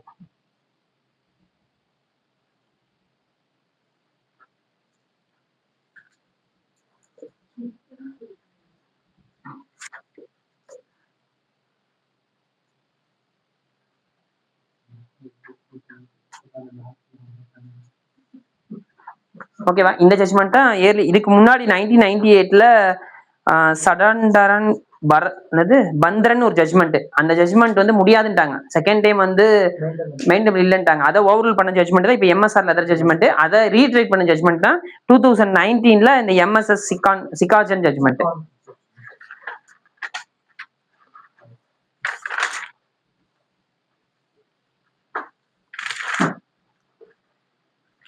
ஓகே, இப்போ ரிட்டர்ன் ஆனதுக்கு அப்புறம் நீங்க எல்லாரும் என்ன சொன்னீங்க? ஸ்டாச்சுவரி நோட்டீஸ் அனுப்பணும். ஸ்டாச்சுவரி நோட்டீஸ் வந்து இந்த ரிட்டர்ன் மெமோ வந்து கைக்கு வந்துச்சுல்ல, கைக்கு வந்து எத்தனை நாளுக்குள்ள அனுப்பணும்? ஏதோ ஒன்று சொல்லுங்க. இது வரைக்கும் செக் கேஸே பார்க்காதவங்க கை தூக்குங்க. அந்த பக்கமே போனது இல்லை. 3 பேர் மட்டும் தான் பார்க்கவே செக் கேஸஸ். மற்றவங்க எல்லாம் பார்த்துட்டீங்க. சரி, அப்போ எனக்கு கொஞ்சம் ஓகே. அவங்களுக்கு மட்டும் கொஞ்சம் இது பண்ணா போதும். 138ல B. இப்போ நான் சொல்றதுலாம் முன்னாடி செக்கோட வேலிடிட்டின்னு போட்டுக்கோங்க. அதுக்கு வேர் இட் டு பி சப்மிட்டட்னு சொல்லி போட்டுக்கோங்க. ஒவ்வொன்றுக்கு டாபிக் போட்டுக்கோங்க. அடுத்து டிசானர் டாபிக், இப்போ ஸ்டாச்சுவரி நோட்டீஸ்னு topic. 138B statutory notice. 138B வாசிங்க ஒருத்தங்க.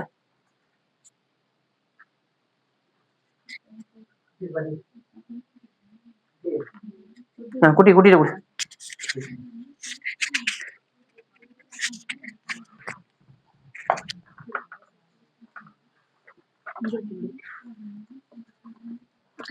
The payee or the holder in due course of the check, as the case may be, makes a demand for the payment. ஒரு நிமிஷங்க. அப்ப பாருங்க, legal notice அனுப்பும் போது அங்க ஒரு பேமெண்ட் டிமாண்ட் இருக்கணும். உங்க நோட்டீஸ்ல வந்து சும்மா வந்து இவ்வளவு பணம் தர, நீங்க கொடுத்த செக் வந்து டிசானர் ஆயிடுச்சு அப்படின்னு சொல்லி டிசானர் ஆச்சுன்றதை மென்ஷன் பண்றதுக்காக நீங்க அனுப்பக்கூடாது. இவ்வளவு அமௌண்ட் நீங்க எனக்கு தரணும், அந்த அமௌண்ட்டுக்கான செக் வந்து டிசானர் ஆயிடுச்சு, அதனால இந்த அமௌண்ட் எனக்கு 15 நாளுக்குள்ள கொடுங்கன்னு தான் இருக்கணும். அப்ப அந்த லீகல் நோட்டீஸ்ல கிளியரா என்ன இருக்கணும்? டிமாண்ட் இருக்கணும். டிமாண்ட் இருக்கணும். அது என்ன லீகல் டிமாண்ட் இருக்கணும். ஓகேவா? இல்ல அந்த நீங்க சொன்னீங்கல்ல ஒரு தடவை அந்த சட்டப்பூர்வமான அந்த கான்ட்ராக்ட் இருந்தாதான் அந்த டிமாண்டே வைக்க முடியும்னா ஒருத்தவங்களுக்கு. அது லீகல் என்போர்ஸ்மெண்ட் தான் ஃபர்ஸ்டே பார்த்தாச்சே. அதுக்கு தானே செக்கே உனக்கு கிடைக்குது. சரி ஓகே. இப்போ அடுத்த வாசி குட்டி. Of the said amount ம் of money ah by giving a notice in writing ம் அப்ப நோட்டீஸ் வந்து ரைட்டிங்ல இருக்கணும். ஓகே அடுத்து. to the drawer ம் of the check ம் டிராயர் செக் யாரு இந்த நம்ம கேஸ்ல? மேக் பண்ணாங்களோ யாரு? within 30 days okay. of receipt. ஒரே நிமிஷம். அப்போ 13 டேஸ்ல கொடுக்கணும். ஓகேவா? வா குட்டி அடுத்து. of the 30, receipt of information ம் by him from the bank regarding the return of the check as unpaid and அப்ப எப்பதுல இருந்து அப்படின்னா இது வந்து டிஸானர் ஆச்சுன்னு உங்களுக்கு ஸ்லிப் வந்து உங்க கைக்கு ரிசீவ் ஆகுதுல அன்னையில இருந்து 30 நாள். இது முன்னாடி வந்து உங்களுக்கு பாத்தீங்க அப்படின்னா 2003 வந்து வெறும் 15 நாள் தான் இருந்துச்சு. 2002 அந்த அமெண்ட்மெண்ட்டுக்கு அப்புறம் தான் 13 டேஸ் ஆகுது. 30 நாள் 30 டேஸ் ஆகுது. அப்ப இப்ப வரைக்கும் என்ன உங்களுக்கு ரூலு? 30 டேஸ். ஓகேவா?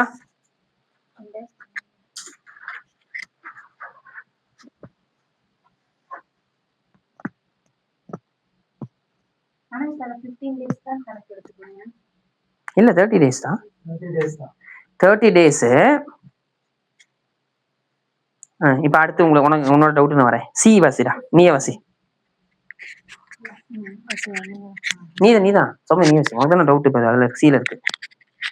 The drawer of such எல்லாம் check, சேர்ந்து வாசிக்கும் போது அப்படியே பின்தொடர்ந்தே வாங்க. அந்த the drawer of such check fails to make the payment of the said amount of money to the payee or as the case may be to the holder in due course of the check within 15 days of the receipt of the said notice. அப்ப என்ன 30 நாளுக்குள்ள நீங்க notice அனுப்பணும். நோட்டீஸை receive பண்ணவர் என்ன பண்ணும்? Payment தான் பண்ணும். நீங்க ரிப்ளை எல்லாம் பண்ணக்கூடாது. புரியுதா இல்லையா? உங்க நான் வந்து ரிப்ளை நோட்டீஸ் எல்லாம் கொடுத்துட்டேன்லாம் ஸ்டாண்ட்லாம் கிடையாது. பேமெண்ட் கொடுக்கும். அவன்கிட்ட என்ன கேட்டிருக்கான்? பணம் கேட்டிருக்கான். நீங்க பணத்தை தான் திருப்பி கொடுக்கணும். ஓகேவா? அப்போ 30 + 15 ஓகே 45 டேஸ். இதான் 45 டேஸ்ன்னு சொல்றாங்க. அப்போ நீங்க அங்க 30வது நாளும் நோட்டீஸ் அனுப்பலாம். அவர் அங்க இருந்து 15வது நாளும் இது பண்ணிக்கலாம். இப்போ எக்ஸாம்பிள் நான் என்ன சொல்றேன், இப்போ அவர் ரிப்ளை போட்டாரு. என்ன ரிப்ளை போட்டாரு? பணம் தர முடியாது அப்படின்னு சொல்லி உங்களுக்கு ரிப்ளை வந்து போட்டாரு. அப்போ இப்போ நீங்க கேஸ் வந்து ஃபைல் பண்ணணும். எப்போ ஃபைல் பண்ணுவீங்க? அவர் அனுப்புறது 30 டேஸ். மத்தவங்க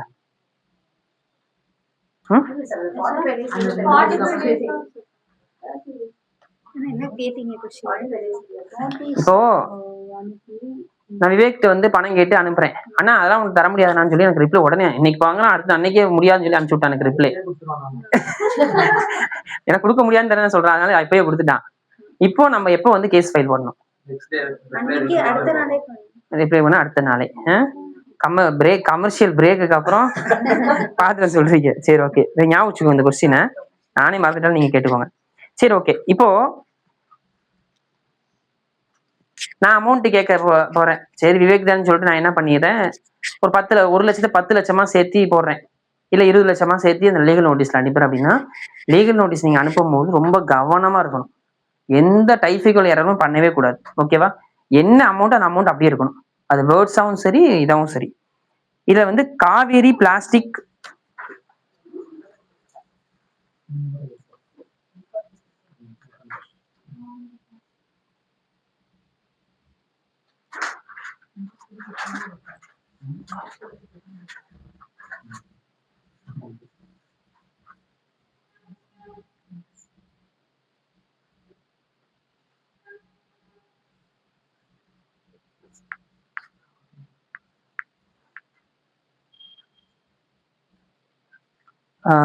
பிளாஸ்டிக் வெர்சஸ் பிளாஸ்டிக் லிமிட்டடா இருங்க நான் பார்த்து சொல்றேன்.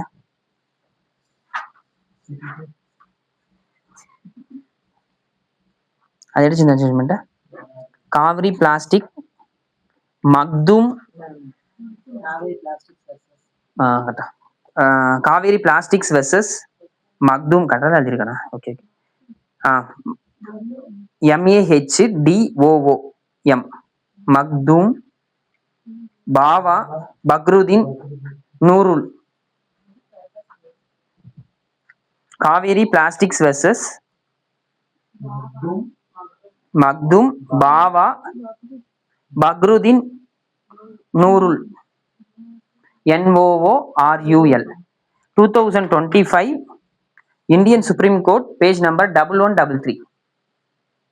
இந்த INSC என்ன இந்தியன் சுப்ரீம் அப்படின்னா நியூட்ரல் சைட்டேஷன். ஓகேவா? INSC எங்க வந்துச்சுனாலும் இப்போ இந்த ஜட்ஜ்மெண்ட்டை யூஸ் பண்ண மனப்பாடம் பண்ண ஆரம்பிச்சுக்கோங்க எல்லாருமே. நீங்க மத்த இதுதான் உங்களுக்கு ஸ்டாண்டர்டான 1133. பகவதியா அஞ்சாரியான் போட்டிருக்கு 2025 Indian supreme court Indian supreme court 1133.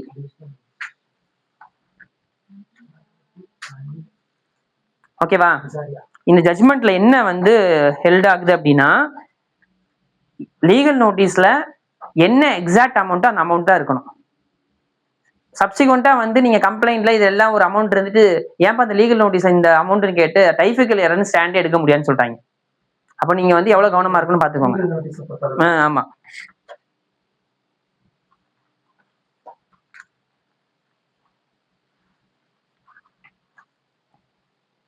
அதே மாதிரி லீகல் நோட்டீஸை பொறுத்த வரைக்கும் இப்ப எக்ஸாம்பிள், இப்ப நான் வந்து விவேக்கு ஒரு பாலா சார் வந்து லீனா ஸ்ட்ரீட்டை வந்து ஒரு 20 லட்ச ரூபாய் கேட்டு அனுப்புறாங்க. லீனா ஸ்ட்ரீட் நல்லாவே தெரியும் பாலா சாருக்கு 1 லட்சத்துக்கு மேல காசு இல்லைன்ட்டு. அப்ப இவர் எப்படி 20 லட்சம் தர முடியும்? இவருக்கு அந்த கெப்பாசிட்டியே கிடையாதுன்னு சொல்லி நீங்க ரிப்ளை நோட்டீஸ் ஸ்டாண்ட் எடுத்துடணும். புரிஞ்சா இல்லையா? அப்ப நாளைக்கு ட்ரையல்ல வரும்போது பாலா சாருக்கு அந்த கெப்பாசிட்டியே இல்லைன்னு சொல்லி நீங்க அங்க ஒரு ஸ்டாண்ட் எடுத்தீங்கன்னா ஆட்டோமேட்டிக்கா இது நீங்க முன்னாடி எடுத்திருக்கேன் நான் ரிப்ளை நோட்டீஸ்ல எடுத்திருக்கேன்னு சொல்லி அதை நீங்க கேஸை ட்ரையல் பண்ணிக்கலாம். அந்த நேம் ஆஃப் ட்ரையல்ல தான் வந்து நீங்க ஃபர்ஸ்ட் டைம் எடுத்தீங்கன்னா கெப்பாசிட்டியை நீங்க அரைஸ் பண்ணவே முடியாது. நான் சொல்றது உங்களுக்கு புரிஞ்சா? அப்ப ஃபர்ஸ்டே நீங்க பிக்ஸ் பண்ணிடணும் அவனுக்கு அந்த இப்ப நாங்க ஒரு கேஸ் நடத்தினோம். அந்த கேஸ்ல நம்ம வந்து சாரி விற்கிறவங்க அவங்க வந்து 10 லட்சம் ரூபாய் வந்து இன்னொருத்தவங்கள்ட்ட வாங்கின மாதிரி சொல்றாங்க. அந்த 10 லட்சம் வாங்கின அம்மா கிட்ட வந்து பாத்தீங்க அப்படின்னா அந்த கொடுக்குற அளவுக்கு அந்த அம்மாக்கு இல்ல. சரி நம்ம வாங்குறமே போட்டு விடுவோம்னு சொல்லிட்டு 10,000 வாங்கினதை 10 லட்சமா மாத்தி அந்த அம்மா போட்டு கொடுத்துருச்சு. புரியுதுங்களா இல்லையா? அப்போ உங்களுக்கு வந்து பிக்ஸ் பண்ணிட்டீங்க, அவங்கள பத்தி பிக்ஸ் பண்ணிட்டீங்க அப்படின்னா அந்த கெப்பாசிட்டி இல்லைன்றத ரிப்ளை நோட்டீஸ் ஸ்டாண்ட் எடுக்கணும். இது சொன்ன ஜட்ஜ்மெண்ட் வந்து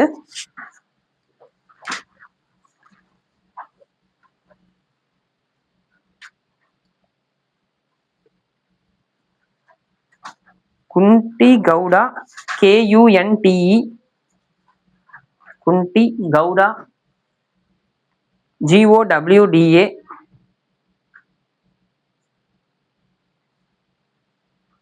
திருபையா THIRUBAIAH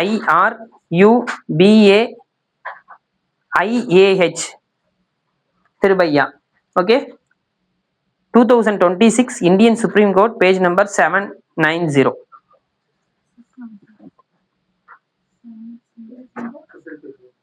2026 Indian supreme court page number 790 INSC page number 790.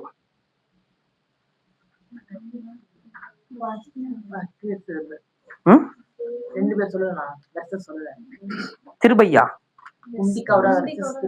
ஆமா KUNTE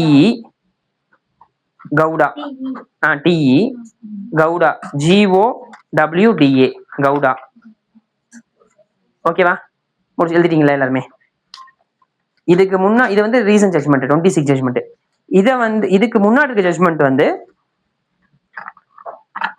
தீதி Singh TEDHI Tedhi Singh versus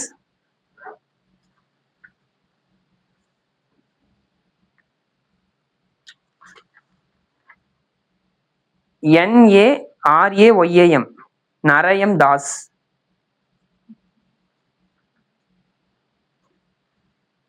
Two 2022 live law SC page number 275.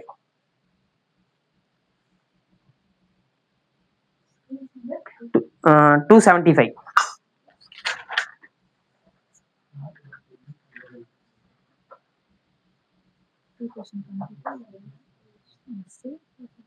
சரி ஓகே. சரி இப்போ நம்ம ஒரு டைம் ரீகால் பண்ணி சரி ஓகே இதை நீங்க எழுதிட்டீங்களா எல்லாருமே? திருபையாடா, THIRUBAIAH.